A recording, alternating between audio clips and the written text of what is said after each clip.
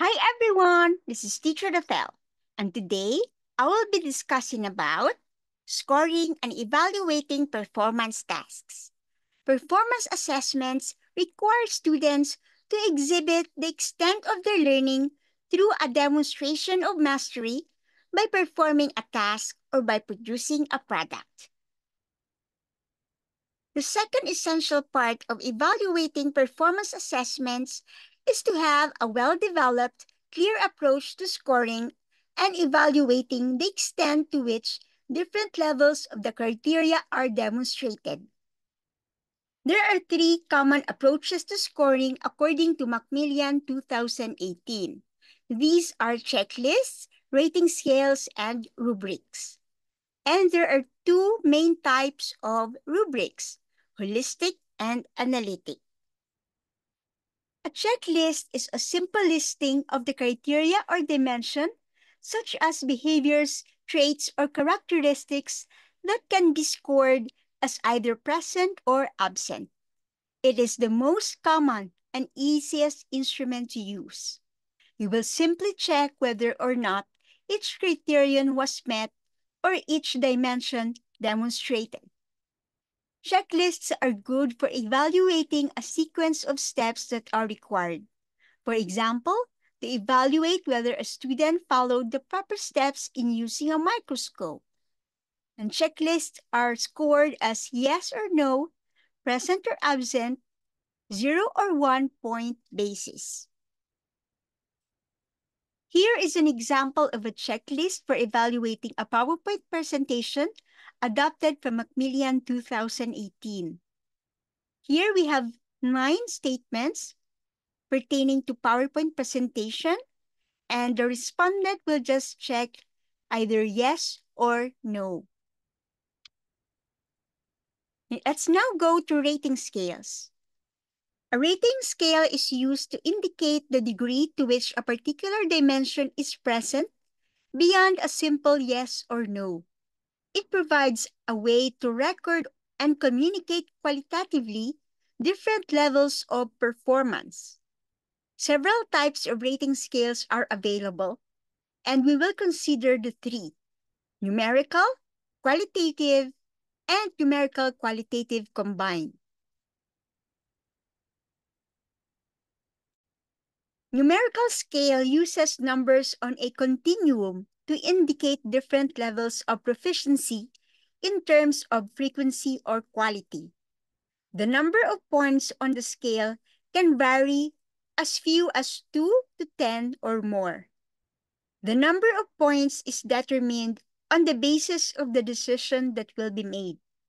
If you are going to use the scale to indicate low, medium, or high, then 3 points are sufficient. More points on the scale permit greater discrimination, provide more diagnostic information, and permit more specific feedback to students. So here are some examples of numerical scales. We have here the first one, a 5-point scale, where we have at both points of the scale opposite adjectives or statements. For example, for the first example, we have complete understanding of the problem. And at the opposite side of the scale, we have no understanding of the problem. So some call this as a bipolar scale or semantic differential scale. The second example, we have little or no organization at one point or one endpoint of the scale. And on the other point, we have the clear and complete organization. So this is a 7-point scale. And for the last example, we have the 3-point scale. At the one endpoint, we have emergent reader. And on the second or the endpoint or the other side of the scale, we have fluent reader. So they have opposite descriptions or adjectives at both ends. On the other hand, a qualitative scale uses verbal descriptions to indicate student performance. And there are two types of qualitative descriptors. One type indicates the different gradations of the dimension, just like what is shown in the example. Minimal, partial. Then we have never, seldom, occasionally, frequently, always. And the last example at the bottom, we have always speaks clearly most of the time, speaks clearly some of the time, and rarely speak clearly. A second type of qualitative scale includes graduations of the criteria and some indication of how the performance compares to established standards. This is the most frequently used type of rating scale for performance assessments. Descriptors such as the following are used. We have the first example, novice, emergent, proficient, advanced. The second set of examples, inadequate, needs improvement, good, excellent. Then we have excellent, proficient, needs improvement. Then the last example, we have not there yet, shows growth, and proficient. So those are examples of quantitative or numerical scale and qualitative scales for the rating scales. Now we go to rubrics. According to Lane as cited in Macmillan 2018, rubrics are the most common and most effective way to score performance assessments. A rubric is a scoring guide that includes a scale that spans different levels of competency. This scale is used with the criteria to establish a two-dimensional table, with the criteria on one side and the scale on the other. Within the table are descriptions of how teachers differentiate between the different scale points for each criterion. That is, a rubric uses descriptions of different levels of quality on each criteria, which will be shown in the example later on. Wiggins, 1998, uses the following questions to help understand the function of rubrics. First one, by what criteria should performance be judged? For example, when we evaluate an oral presentation, we should decide what criteria would be used to judge our students' performance. Should it include content, creativity, and others? Second, what should we look for to judge performance success? What qualifies as a good performance or a good product? So the answers to these questions answers the second question supposed given by Wiggins. Third one, what does the range in the quality of the performance look like? So what set of indicators should describe a good performance? And the fourth one, how should the different levels of quality be described and distinguished from one another? How do we differentiate a good performance from an excellent or poor performance? So those are the functions of rubrics. So the rubrics help us identify what criteria should be used to judge a certain performance. And also with rubrics, we're able to find what we are looking for in a performance to be considered a successful or good performance. And with rubrics, we're able to identify the range of quality in a performance.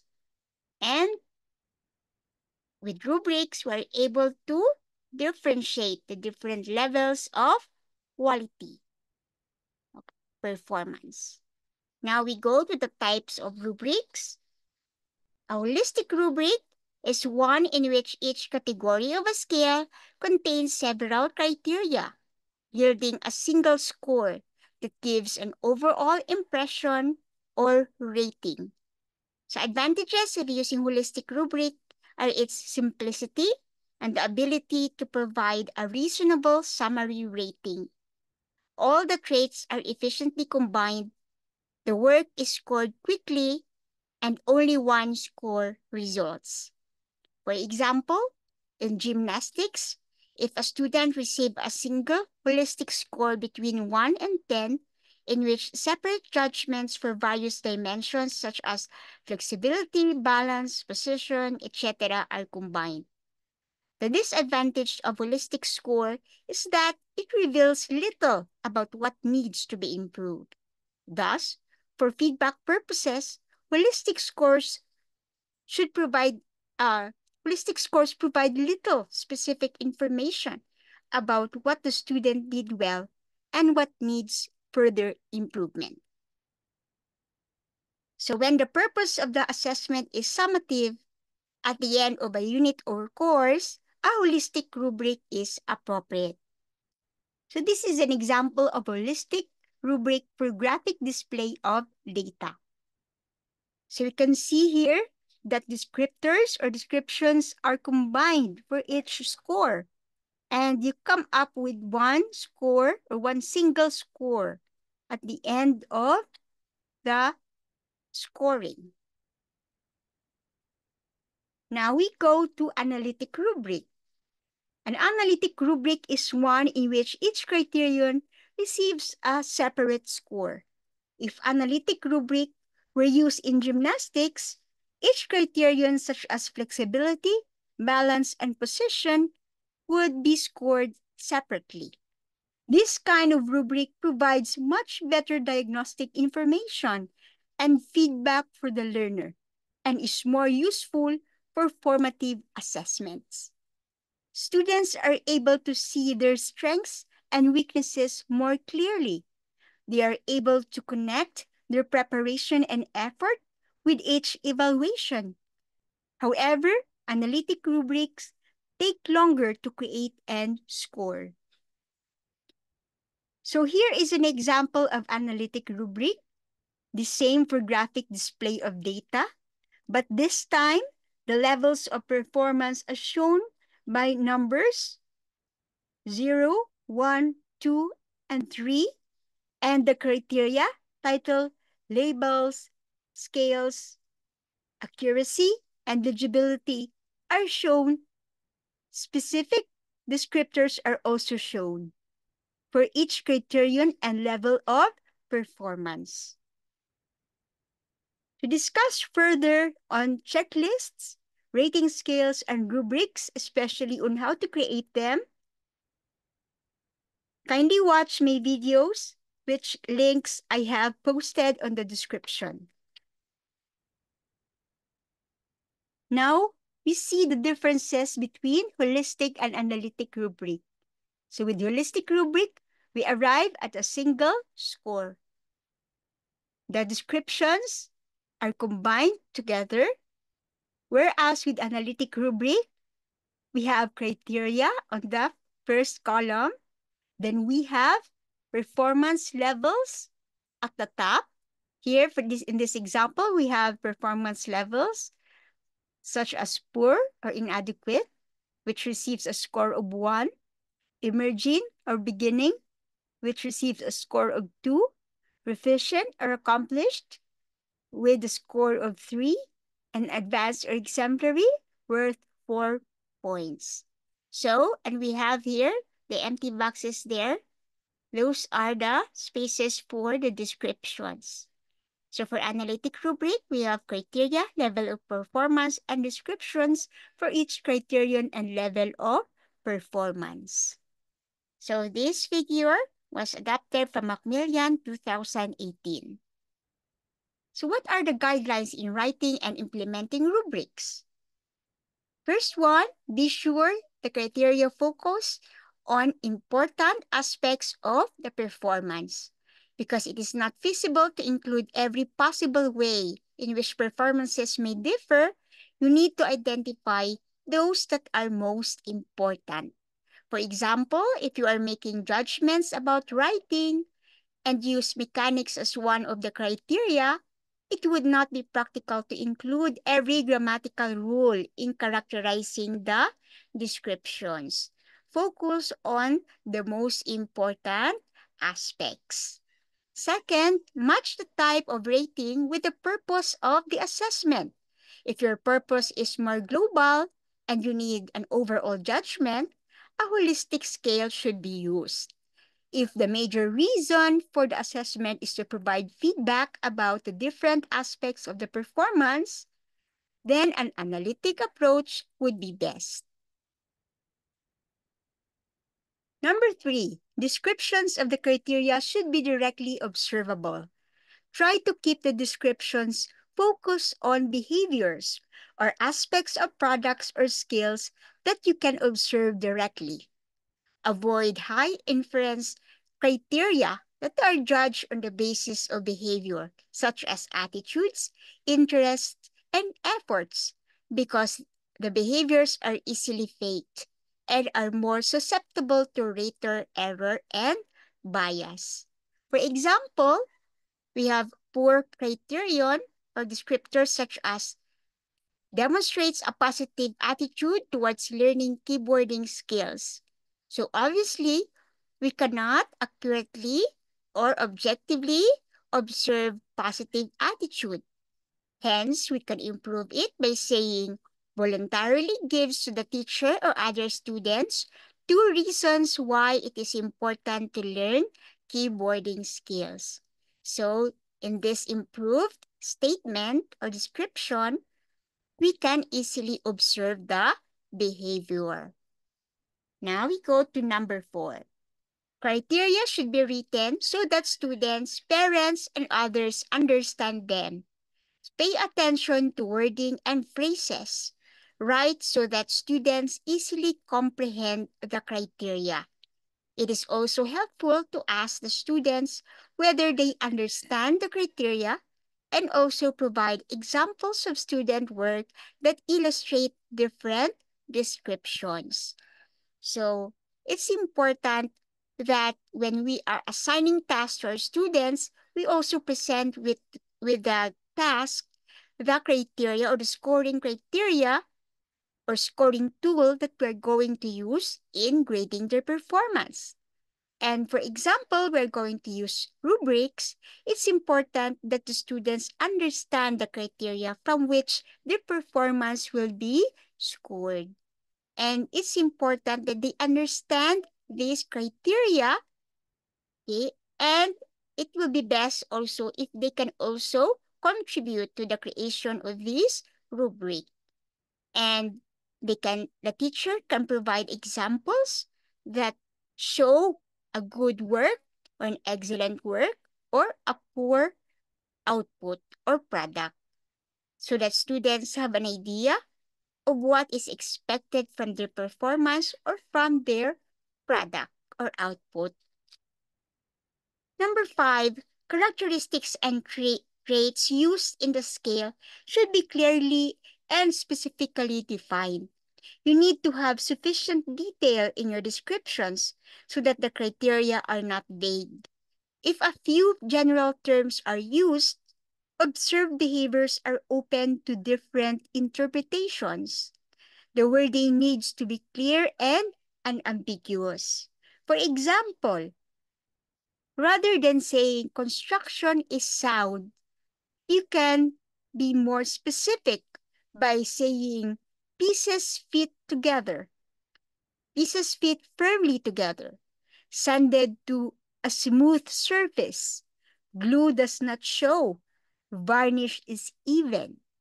So we have here for the improved version.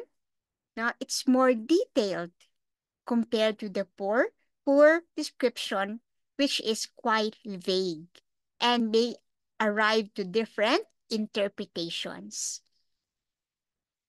Number 6, take appropriate steps to minimize scoring error. The goal of any scoring system is to be objective and consistent because performance assessment involves professional judgment. Some types of errors in particular should be avoided to achieve objectivity and consistency. The most common errors are associated with personal bias and halo effects of the person who is making a judgment. So personal bias results in three kinds of errors. First one is generosity error, which occurs when the teacher tends to give higher scores. The score of the teacher or the score the teacher gives leans more on the positive observations or on higher scores. The next one is severity error, which results when the teacher uses the low end of the scale and underrates students' performances. So this is the opposite of generosity error.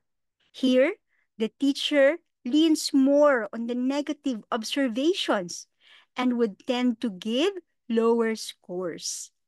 And the third one is central tendency error, which happens when students are rated in the middle. So here, the teacher tries or tends to play safe by rating more in the middle. Now, we discuss about halo effect. Halo effect occurs when the teacher's general impression of the student affects scores given on individual traits or performances. If a teacher has an overall favorable impression, he or she may tend to give ratings that are higher than what is warranted. On the other hand, a negative impression results in the opposite. The halo effect is mitigated if the identity of the student is concealed by using clearly and sufficiently described criteria and by periodically asking others to review your judgments. So halo effects can also occur if the nature of a response to one dimension or the general appearance of the student affects your subsequent judgments of other dimensions.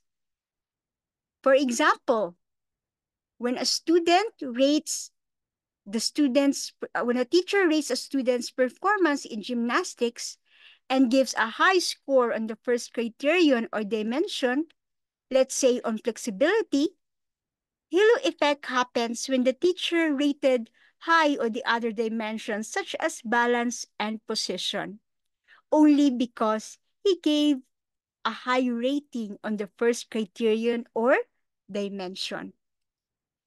The same example of halo effect is when a student is beautiful, the teacher might think of a student as also intelligent and responsible. So that is an example of halo effect. Perhaps the best way to avoid the halo effect is to be aware of its potential for affecting your judgment and monitoring yourself so that it doesn't occur. And the seventh guideline is that the scoring system needs to be feasible. 5 to 8 different criteria for a scoring product are sufficient and manageable. Teachers need to be practical with respect to the amount of time it takes to develop the scoring criteria and to do the scoring.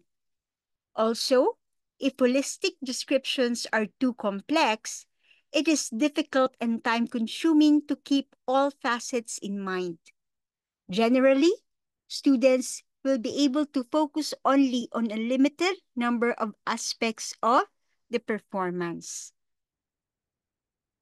And the key points to remember: scoring performance assessment is done with checklists, rating scales, and rubrics. A checklist is a simple listing of the criteria or dimension, such as behaviors, traits, or characteristics that can be scored as either present or absent. Rating scales are used to indicate different levels of performance. And holistic rubrics contain several dimensions together, while analytic rubrics provide a separate score for each dimension or criterion.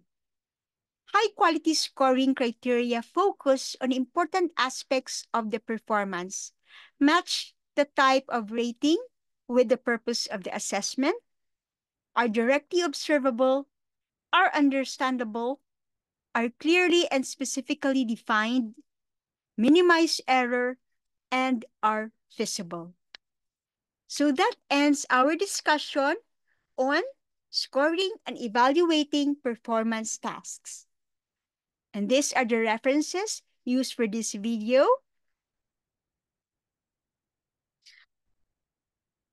Thank you very much for watching and hope this video helps. Stay safe and healthy always, and see you in my next videos.